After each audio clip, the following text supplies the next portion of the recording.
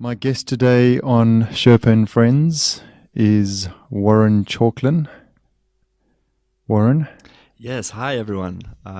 If my accent sounds a bit strange, it's because I've just been in the US for the past 6 years and I arrived back at home in Cape Town. And so everyone has been asking me where I'm from. So I'm from South Africa, but I'm looking forward to spending time with you wherever you might be in the world.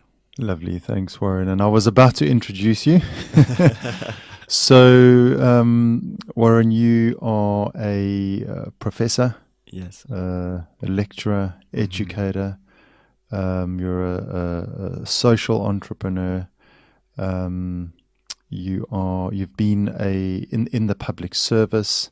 You were educated at Wits, and then at Texas University, and you're now back in South Africa as CEO of the Inagua Challenge and the Light Foundation. I guess those are all linked as part of the great movement. And you've got a fascinating life story so far, and I'm so thrilled that you've been prepared to give some of your time today. So I'm going to plug away and try and go in deep so that the listeners and I can really get to know you a little bit better, because I sense that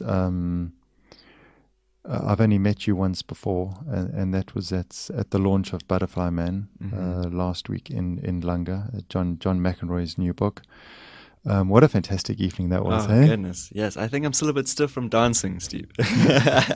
I danced a bit too much that night. It was a great night. What time did it end up? Because I think I showed quite a bit of wisdom to leave at about 8. Did you? Yes, no, I stayed until the marimba band was finished, and I'm not sure what time it was, but with African time, some things start late, but they also end late too. Yeah. So that was great. Yeah. But I mean, who would have thought that a marimba sound could generate such energy on the dance floor? Hey? I mean, it was unbelievable, wasn't it? Yeah, I think it's one of those things where you're dancing from the inside, and then whatever people see is actually what's happening inside of you, and that's pretty much what the marimba brought out of me. I saw pictures of myself, and I said, I recognize the guy, but I don't recognize the dance moves. Yeah. So it was a unique evening. Okay, it took place in Langa. Okay. Multiculturalism and diversity is something that is very much a part of the way you see the world, and trying to, I guess, make that a reality and make a pluralism a more natural way of all of us going about life. Is this what's brought you back to South Africa? I mean, America needs you, but do we need you more? Well, that's a great question, because I think that there are ways in which to understand diversity, multiculturalism, and the two layers, as you would say. The first layer is diversity as a tool to maintain the status quo. I'm going to sound a bit academic, but let me explain, and please bear with me wherever you are. So the first one is to say we need diversity and we mean multiculturalism. And in many respects, that's to sort of, one could call it the soup effect, where we want everyone to sort of be the same but different in the soup. But there's another way to look at multiculturalism and diversity, which is the salad, and figuring out who we all are in this beautiful salad, and still maintaining our own identities and all of that. So what's brought me back is the understanding that I am a product of my history. And having been a teacher in schools, taught in rural communities in South Africa, having taught in private schools, and living in a South African context, being part of a mixed race family, has really forced me to confront issues of inequality, inequity, and injustice in South Africa. And so just living in South Africa and being a white person in South Africa and living with the privilege of being white privilege, has really forced me to confront who I am and my position in the world. And so that was the same thing that happened in the US. I could walk on the street without having to be afraid of a police officer pulling me over, where African Americans couldn't. And so the love that I have for South Africa and the love that I have for human beings brought me home. And it's a tough journey to look at your country in an objective way and see it for what it is, but also have the dream for what it can be. And so I want to be part of making it what we believe it can be, which is a just and equitable place. Mm. Yeah. The promise of, I guess, the Mandelas and the Tutus and of a rainbow nation. Will that ever be a reality? And what does that mean for you? What are some of the yardsticks and the benchmarks as we embark on this journey towards becoming a rainbow nation? How are we doing on the rainbowometer? Yes, that's a great question. And I think that the power of the rainbow narrative is it gives us a sense of a good feeling, about where we are in this unifying force. But I don't think it's enough. I think that the truth is that we've sort of been in this facade of unity. And I think that what the Rainbow Nation did is it gave us patience, when what we actually needed was collaboration. What we actually needed was action. What we actually needed was recognition of where we are as a country and what actually needs to happen to change the country. So I think that what Rainbowism does is that we will change eventually. Our country will change for the majority of its people. We just have to wait a little bit. We just have to it'll figure itself out. Kids will start going to school together and, they will sort of lose their biases and all of this, and we will eventually emerge after 20 years into this sort of rainbow society. But the truth is, we bought into that, and the reality is that on the one hand, on the left hand, for example, we have the power of buying into these ideals, but on the other hand, we really have the work that needs to be done in order to really make that a reality. And I feel that our right hand, which is the work of addressing structural issues such as, the gender gap in terms of wages, in terms of the fact that inequality along racial lines is increasing. That work hasn't really been addressed. The land question is another one. Those sort of questions haven't really changed. So the structure of our country, although it looks a bit different, hasn't really shifted. And I think that the Rainbow Nation narrative, while beautiful and while important, and we always have to keep it, it has to empower us to actually do the work, to actually make those connections, to actually make physical, practical changes to our country, which I don't think it ended up doing. Yeah. So you see the importance of policy and, working within governing bodies and structure. Mm-hmm. You worked with Trevor Manuel, didn't you? Yes, I did. I had the great honor of working in the Office of the Presidency for a short time under Minister Trevor Manuel, and I worked on the education chapter of the National Development Plan, which was a really very, very big honor. Amazing. I am skeptical about policy and politics, and I'm encouraged that everything that worked historically top down is being disrupted. Mm-hmm. If you look at various industries, if you look at organizations, if you just look at the way we communicate, the power of transparency now, some of the movements that led to some of the Arab Springs and some of the sort of the quieter, softer, gentler revolutions is the movements are a lot more mobile now. Yes. And I'm encouraged that top-down governance will hopefully soon be a thing of the past. And so I'm not a policy person, and so I'm going to take a different sort of angle. Yes, of course. On this. I mean, I love obviously, I think it might be a Gandhi quote, be the change that you want to see in the world, which kind of brings the responsibility back to planet me. Yeah, absolutely. Doesn't it? You know, and I know not everyone is ready for that. Most people still believe in the power of a vote. But you relinquish your power when you vote to something and someone and somebody else that you believe should make things right for you. Now, multiculturalism and pluralism and the tolerance of diversity and embracing difference is not policy driven. I think it is deep within each one of our planets. It's being able to go on our own journey to say, what is it that I see through my eyes, and why do I see it like this, good, bad, or ugly, and how can I see the world differently?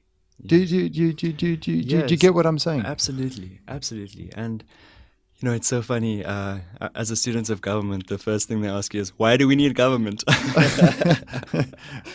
And the analogy someone gave me is, well, are we going to have separate armies for each of the towns? You know, we need a... But anyway, that's a political conversation for another day. However, I think that the question of individual sort of ambition and individual drive, I think is a really important one.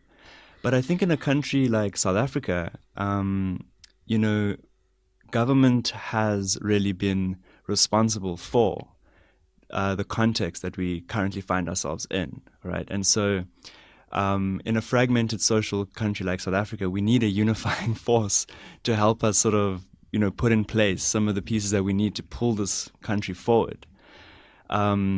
But having said that too, and I think that one of the key things that when I talk to a lot of young people, there's a lot of, once again, the rainbowism piece, which is let's inspire you, let's empower you, let's do this. But on the right-hand side, the young person still does not have running water, electricity, or dignity as a human being. And so that inspiration is not met with a trajectory that actually provides some of the basic capabilities that a person needs to survive so that they can move from surviving to thriving. And so I think those that say that, you know, I feel inspired, I feel empowered, and can think that, but also at the same time have 3 meals a day and live in a comfortable house. I think that those two things are really important for, you know, if you look at Bloom's taxonomy and the things that a person needs to live, at the top is ideation, at the bottom is shelter, food, water, clothing. And in our country, the majority of our people don't have shelter, food, clothing. And so in order to lead them to sort of inspire actuation, we need to make sure that the government plays its role. And we all have a role to play, I think, in providing those basic things at the bottom of the pyramid. Yeah. It's beautifully complex, isn't it? Yes, absolutely. It's beautifully complex. So I'm going to ask you a question. How old are you now? 30? I'm turning 13 this year. Goodness. Turning 30 this year. Okay, oh, my goodness. So you're 60 now. Yes, okay. yes. So we're 30 years. We're jumping 30 years. Yes, let's do it. Mm-hmm. And you've used your life force to be able to make a difference in the way that you see. And so have many, many others. Okay, and so has government. And so have many, you know, many other countries or whatever. What is the legacy that South Africa has? So we stand here and we say, should we just leave rainbowism and should we pick up something new that can galvanize us and get people's hands working. And then if we fast forward that in 30 years, what is the legacy? That you as a 60-year-old can say, that was part of my work. What does it look like? It looks like what is the word? Let's come up with another word. So because rainbow just talks color. And it's so cliched in my opinion. And it's so, I think we need to leave it. I think it ran its course for 20 years, but I think it's empty now. Yes. I think it as you say, it kind of was a settling in thing because there was so much sensitivity around color and race. But I think as long as we keep stretching that, we get nowhere. Yes. So what is the word that worked? For me, the word is transformation.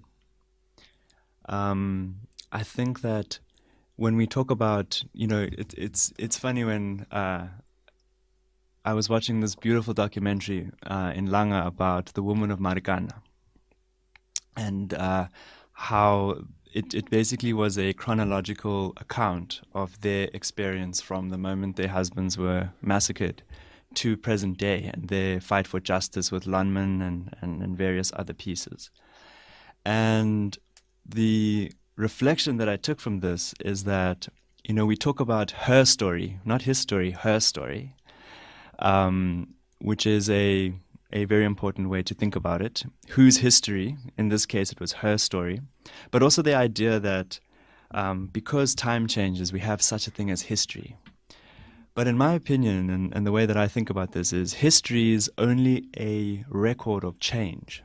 It's only a record of change. Age, people say there's history because they themselves have changed. But when we look at it from the perspective of South Africa, I was saying that although time from 2012 to 2017 has gone by, we cannot say that actually history, that Marikana is history, because those lives, those people who live in those communities, that's the present. What they're living now is actually the present. It has not changed. So therefore we cannot talk about history. We can talk about time changing, but we cannot talk about history. And so for me, if we get to 30 years from now and I'm 60 years old, I would hope that I can talk about a history and not talk about the present. Because for me, 20 years has passed, but I don't see that South Africa has actually transformed to the point where it could really talk about a past, because we're very much in the present in many ways. And that for me would be a transformed educational system, a dignity-centered education that is inclusive and that talks about power in education, talks about power in schools and the way it operates, and that fights reproduction. We have farm workers who send their children to farm schools, and those children become farm workers. And you have the farm owner who sends their child to school, and the child becomes a farm owner. And so education is playing a role in that. And my hope is that we produce an education system where the farm worker can actually become the farm owner, and we educate and provide a space that is the case. So that for me would be a transformed South Africa. So let's jump right up, okay, and talk about the demography. What is it? What does South Africa look like in your best case scenario, where you can say you've been part of this legacy of transformation in 30 years? What does the demography of this country look like? Well, firstly, we would have a transgender president of South Africa, or we would have a woman as president of South Africa, first and foremost. Secondly, we have to judge South Africa by the status of women in our country, because women are the center of communities, they are the center of families, they are the center of South Africa. And one of the biggest reasons why we cannot measure transformation just by sheer quantitative measures, but we have to measure it by the social position of women. So for me, a very big marker of whether we have transformed as a country is the status of women, particularly when it comes to violence against women, particularly when it comes to property ownership of women in our economy. The pay gap needs to end, those sort of things. If we do that, we will position women to have power in marriages, which will reduce the level of violence in those marriages. We will also give them the resources to invest in their children's education. And not only that, we will then produce young men who can then go into society and raise children and be part of a society where we have different conversations, different dialogues, and we deal with some of these social challenges in a different way. And so for me, that is really what a transformed South Africa would look like. And that I think would have economic benefits, social benefits, but I think women are the center, and I would love to be part of promoting women in South Africa. Is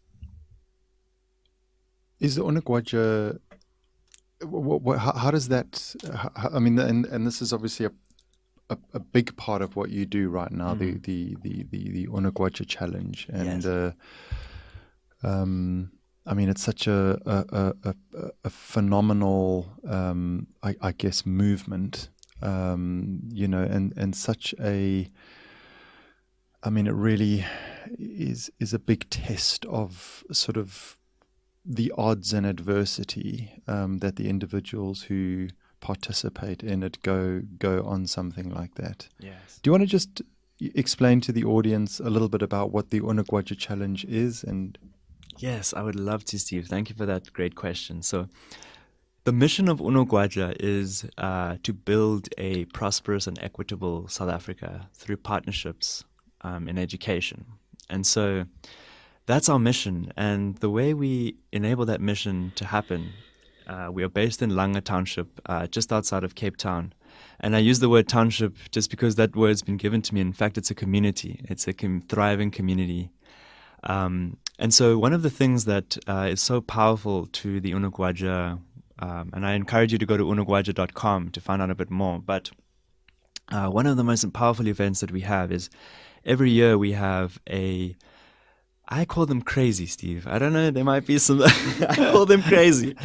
This is someone who's only run one half marathon by mistake, but that's for another podcast. what do you mean by mistake? And John McEnroe is actually part of this. He signed me up for a 5K. I missed the turn-up and ended up running a half marathon. That's beautiful. But John can come on a podcast and tell you about how he managed to wangle that one. That's beautiful. Anyway, so we have 12 riders from around the world who say they are going to be an Inagua. And what that means is that there's a few parts of this, Stephen. I'll talk a little bit about each of them. One part is the spirit of being part of something greater than yourself.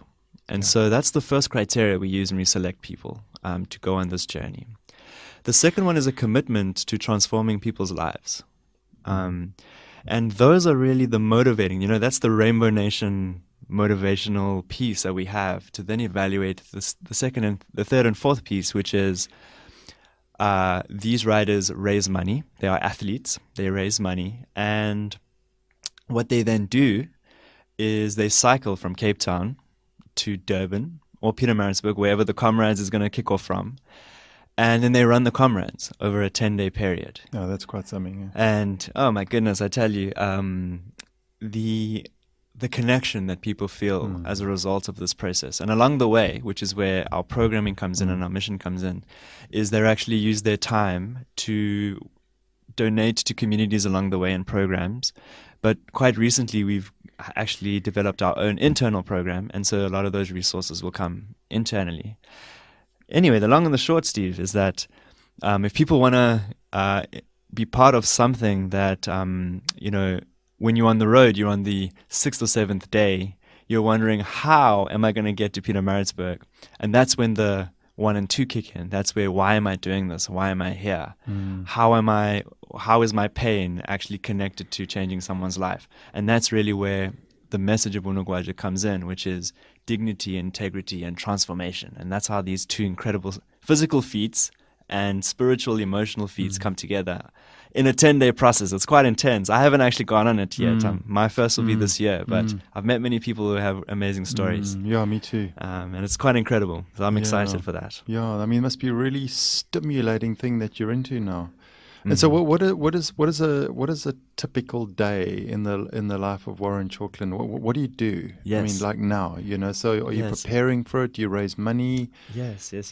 So my day actually starts. I wake up at 5:00 in the morning. Always been like that? Yes. Okay. In fact, I have my own. As I'm also, as you mentioned earlier, I am a small business owner as well. I'm an online instructor. With Udemy, is it? Yes, I teach courses online. I have my own website, onlineskillacademy.com, where I teach in the areas of nonprofit management, diversity, and a software called Salesforce. And in addition to that, I am an author, and I publish academic works in the field of race and education. That's my focus. So I wake up in the morning, and from about 5:00 to about 8:30, I am just committing myself to these things that really pour into me. To your creative zone, eh? Yes. I mean, I have something like a beautiful mind. I think sticky notes and if someone came into the room, Steve, I'd invite you to my spare room, you would look at it and say, what is this? But to me, it's a map, right? It makes perfect sense. From about 9 to about 9:30, 9:45, I am hoping to catch my beautiful partner, Stephanie, for some breakfast and connecting with her and just making sure that she knows that I have time for her, because for the rest of the day, I am really thinking about what's urgent, what's important. And lately it's been making sure that our donors and our community of Inagua actually has connected with me. I have a Facebook Live event next week. I ran a survey. I've been engaging with people to really get a sense of not only, hi, nice to meet you, but what advice do you have for me? I'm here. I'm humbly listening. I'm at your disposal. And people have just opened their hearts to me. So now it's about transforming that to a strategy, a strategic plan over the next 2 to 3 years. And so my time right now, as we talk, is about thinking through the 2 to 3 year vision and what skills we need, what partners we need to work with, and how we can actually go about transforming South Africa and turning this passion that we have for this country into measurable sort of stakes in the sand, if you will, going forward. Yeah. A beautiful spirit lies behind Inagua, doesn't it? Absolutely. It's a spirit of digging in and putting your body on the line, almost to the point where there's nothing left, so that you're able to connect, isn't it? Yes. And I mean, it's there's like a sacredness in that you wouldn't want to ever lose, hey? Because I mean, I guess these things can be hijacked, as things do over time, to almost morph into something maybe different. Yes. And so probably a lot of what you do is just trying to maybe safeguard against those real core values and that core spirit of Inagua, because it's almost like, that is an energy that carries a lot further. If you think about inspiration, does inspiration raise money? It doesn't. No. But it puts the spirit into the listener or the reader or the recipient. It transfers something. It transfers something that is supernatural and incredibly powerful. And when I thought about the word encourage puts courage into somebody. It doesn't raise money. But so there's this beautiful, when I look at Inagua and I look at so much of the good work that people are doing, is one forgets, and you can quickly beat yourself up sometimes, because you can judge things numerically and you can say, damn, we're down on fundraising, or no, it's easy because it's like we live in a world where that's the output that's so easy to measure, and then we can, things can change, but it's hard to evaluate the spirit of something and how that's traveling. And Steve, it's so wonderful because coming into this organization and being really engaging in really courageous conversations with people, it's really helped me, forced me to really think about my own transformation, right? Because Unogwaja, we're human beings that exist within an organization, and the organization's identity sort of connects or disconnects from our own. But I think that one of the key things that is, once again, coming back to this idea of inspiration.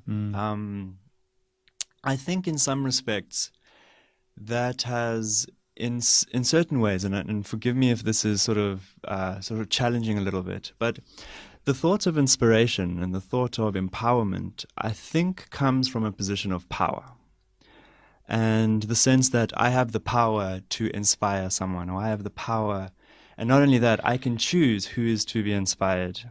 And I think that when we're thinking about shifting a conversation, I think that really analyzing and thinking about what that means and how that positions someone. So when I think about Unogwaja, if people feel inspired, I think that's wonderful. If people feel empowered, I think that's wonderful.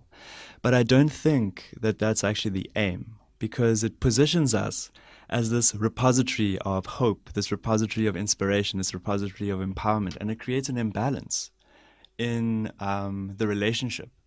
And so I think about, for example, the communities that we work with. My hope is that there's a reciprocal relationship there. If I walk in and say, I'm going to inspire you, you, and you. Oh, no, you're not going to be inspired. I'm going to empower you. I'm going to encourage you. I'm going to distribute courage. I think that there is a sense of privilege there that comes from a position of power. And so for me, thinking through those ideas, I'm of the belief that inspiration, hope, encouragement, these are byproducts of real work, of real relationships, of actual difficult processes that one has to undergo without the intention of inspiring, encouraging, or providing anything, but actually removing those as barriers and figuring out how we can actually connect. And so for me, that's really where I hope that we can all go. And for me, that's something that I'm hoping to really try and live out in my own life, because I have those sort of baggages too. So what does a successful tenure, 5-year tenure at Unogwaja look like looking back? Definitely that, for one, I would hope that we have built a demographically diverse organization that is representative of not only South Africa, but the world. And that has honest conversations about diversity, equity, and inclusion. I would hope that would be a really important part. And that filters through not only in what we look like as an organization, but how we operate as an organization.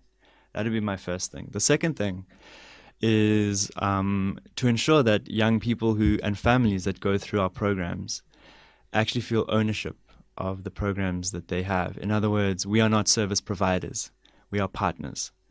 And we are accountable to not only funders, but also to the people that we work with.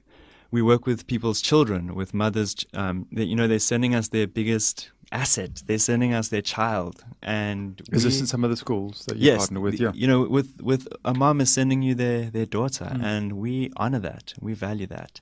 And we hope that if she has input and actually wants to make sure that we are accountable to her for her child, that she can feel that space. So I would hope that would be something that I would measure as success. How part of Unogwaja does the community of South Africa feel?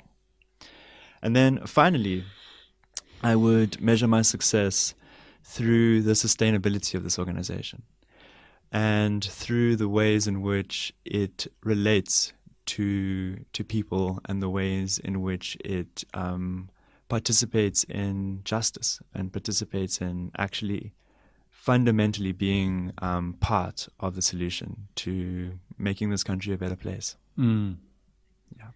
Fantastic, man. Yeah. I mean, that's, it really is a wonderful wonderful mission and an incredible challenge, and one that's very close to my heart because my good great friend John McEnroe. I want to just go back a little bit, if you don't mind, Warren. Yeah.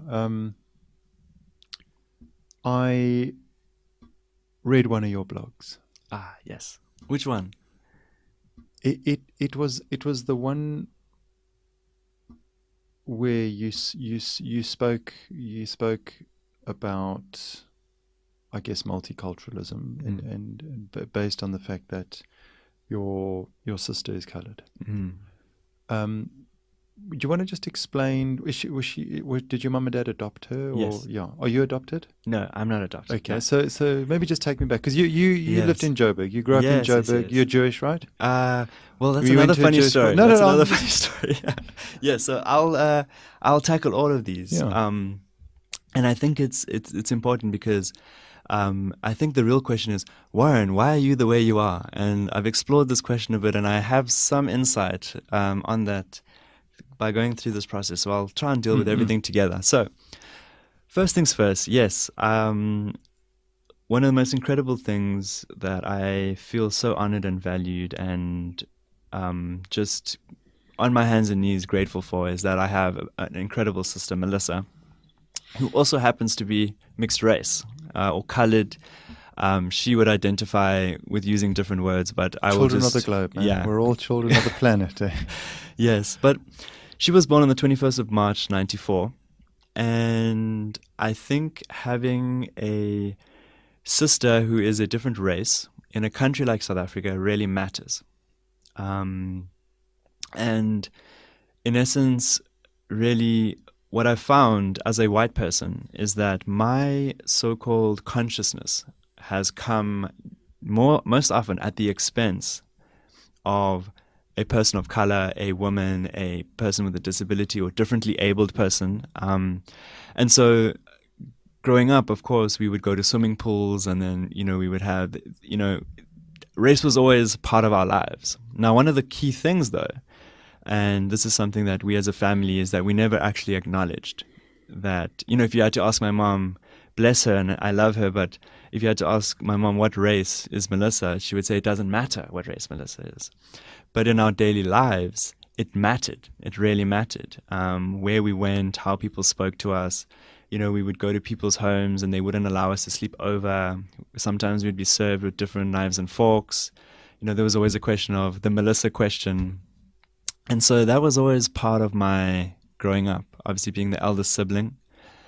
And I had no real words to really understand and unpack this until I began to really go into education and realize how this is a very normal thing in lives. And so Melissa, she also is differently abled as well. So she's not only a person of color, she's a woman, she's differently abled. And so there's nuances about all of that too. And so the brutality, if I could use such a term, is that my awakening came at Melissa's pain and Melissa's experience of being excluded, her experience of being made fun of, her experience of, being questioned about her identity, for example, I learned to speak Xhosa and Zulu so that I could teach my sister so that she could make friends, right? And of course, all these different sort of growing up in a place like South Africa, it's complex. It's very complex. Anyway, so I think that once I began to do that, then I'm going to get to some of my insights, and then I'll get to these other questions you asked, Steve, is that I begin to realize that if I love my brother, who is white, and my sister, who is a person of color, equally, then I have to really ask myself what that means in reality. I love my brother because he's my brother and he's white, and that's just a normal thing. But for Melissa, there's a different set of battles that have to be fought. There's a different sense of humility that I have to have about the fact that we go into a restaurant and people don't want to serve her, but are happy to serve me, right? And so there's a different relationship there. But in order for me to love them both equally and to be full in my love for either of them, I have to recognize that there are differences here. And so that process really began to help me transform in the way that I approach love and compassion and justice, and understanding that there is no way that I can, if Melissa was not my sister, then I probably wouldn't really understand that there is really stark differences in this country that people experience. There are different lived experiences because I only have one experience to draw from. But having been sort of on the periphery of my own sister's experience, that really deeply impacted me. So on that, I also, there was a second question that you had.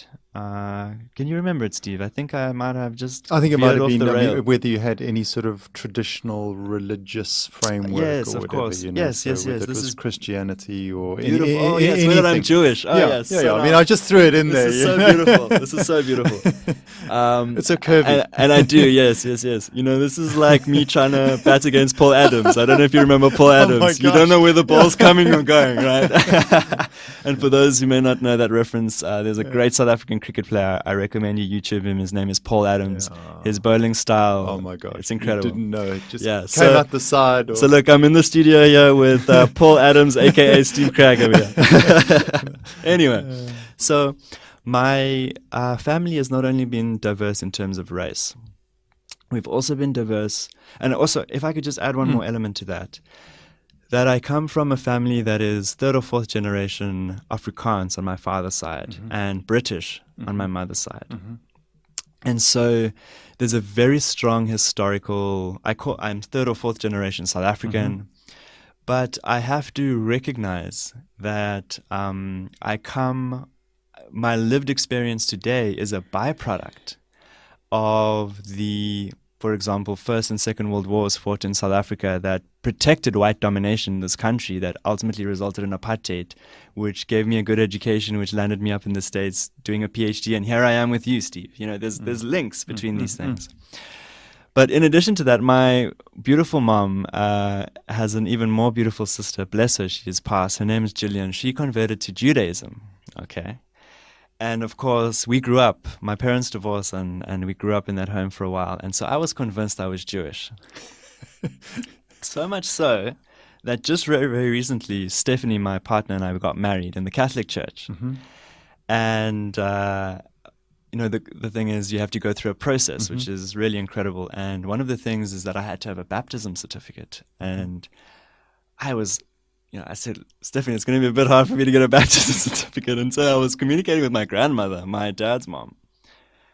And I was distraught. What am I going to do? You know, I have to go through, you know, we're in New York City at the time, and it's very bureaucratic, right? The process is very important, but bureaucratic. And anyway, she said, no, Warren, you're a Methodist.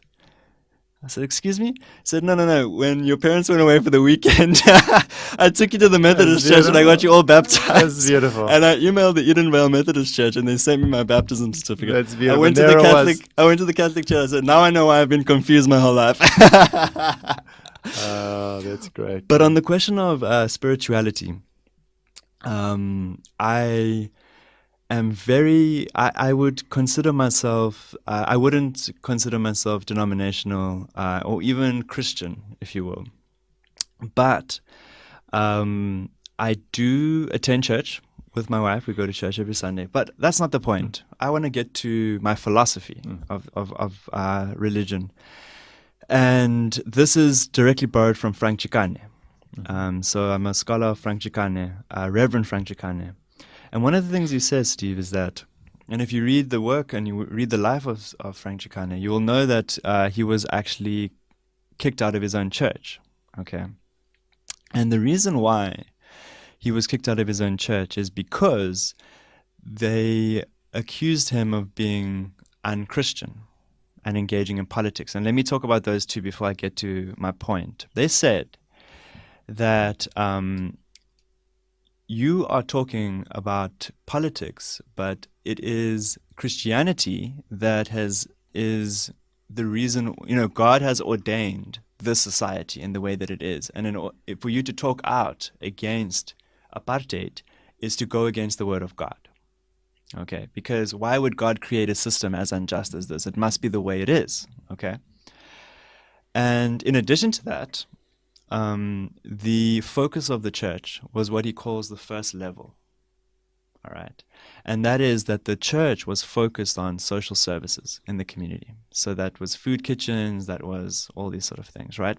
So the sense, on the one hand, God has ordained the society, and we are playing a role in the society by focusing on the spiritual element, which is our connection to God, our connection to the spiritual heaven element of our lives.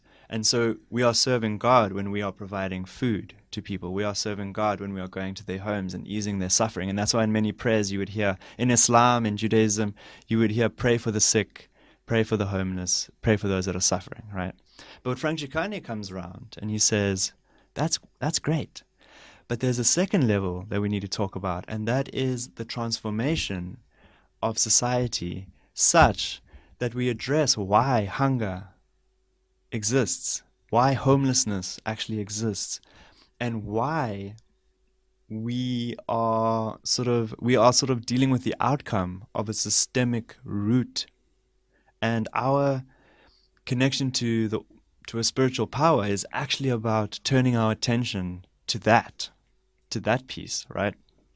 And that's where he talks about the cross. Okay, in Islam, I've read Islamic scholars who use different methods of this. But anyway, what he says is that we have to exist at the nexus of a spiritual power, whatever we call it. But in addition to that, the other cross or intersection of that is a work towards shifting and changing the society in which we live.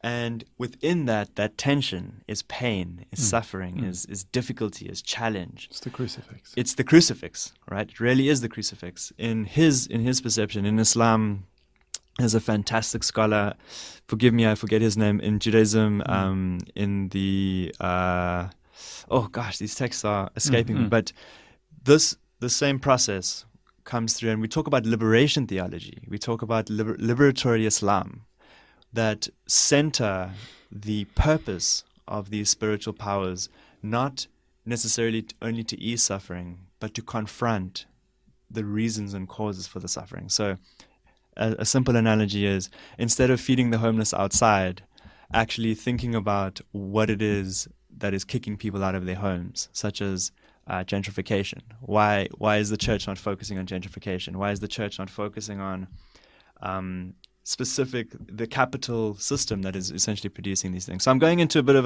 a long and short of it, and I can write a whole book about this. But that's really where my life is continually trying to exist in the spiritual nexus that transforms how I feel to what I do. Beautiful. Mm-hmm. Yeah.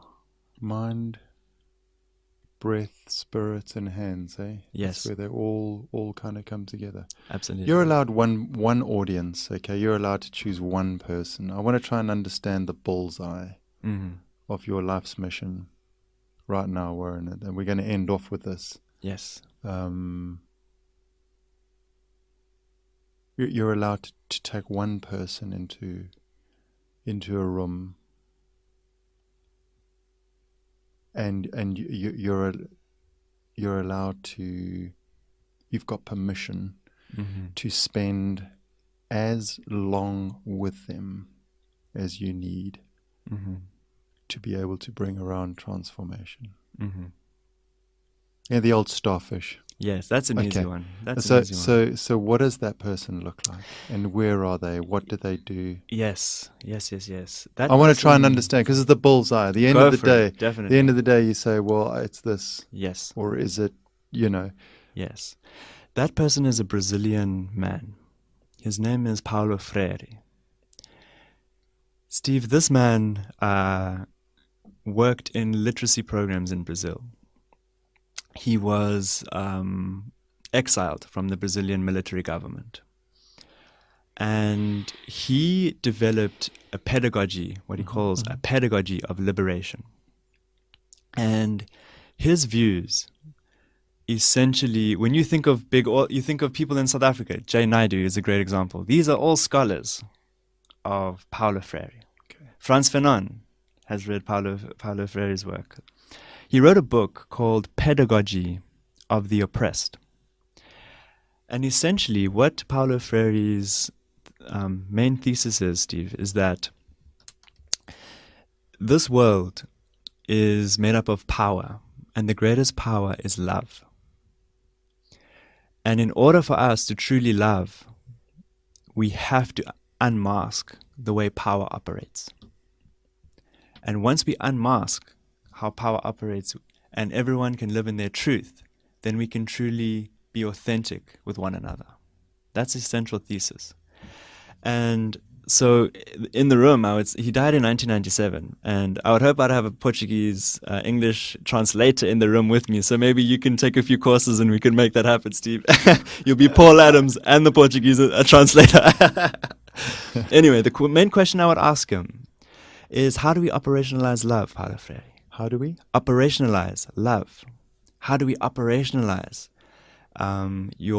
his notion was that, and I'll give you a quick background. I know we're running out of time here. He said, there are teachers and then there are students.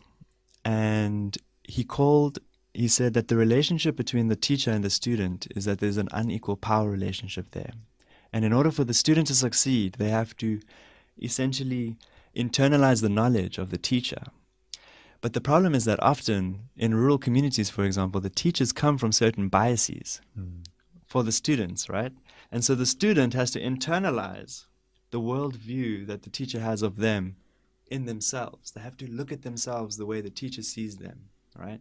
And he says the only way we can truly create a truly human-centered, loving space in the world is when we begin to think about how our relationships are relationships of equity, relationships of meaningness, authenticity, and how we challenge the power dynamics that can exist between us without us even realizing it. So talking and naming them and sort of figuring out how we're not just in a room, there's power operating, and let's talk about it and how we can connect. So, oh gosh, I could go on forever, but he would be the man to talk to for me. And if there's a woman scholar that's a Paulo Freire scholar, I would prefer to have her, because I think a woman's perspective on Paulo Freire would probably be better than Paulo Freire himself.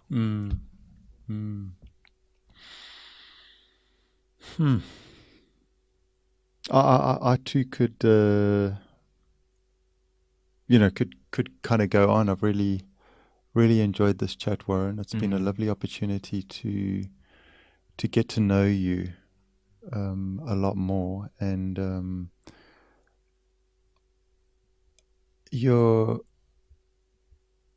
got what it takes to make a significant dent towards making transformation in all of our lives, the lives of privileged white males like myself, and some of the communities that are right up against it that you'll meet with Inagua and that are part of the Light Fund.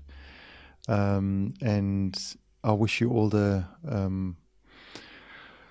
life force, all the energy, all the love. I hope donors pour in, and there's a sort of a multiplier effect with some of the work that you're going to do. And so good luck with everything, Warren. It's been lovely having you on the show. Thank you. Steve, if I can just humbly say thank you to you, and wherever you are in the world listening to this. I'm in the room with a very powerful power, not in the sense of what I was talking about earlier, but a powerful spirit, which is far better. And just thank you wherever you are, and whatever challenges you might be facing. Just a word of solidarity for you, and whoever you are, I love you, and I hope you have a wonderful day. Steve, I love you, and thank you for having me today. Me too. Thank you.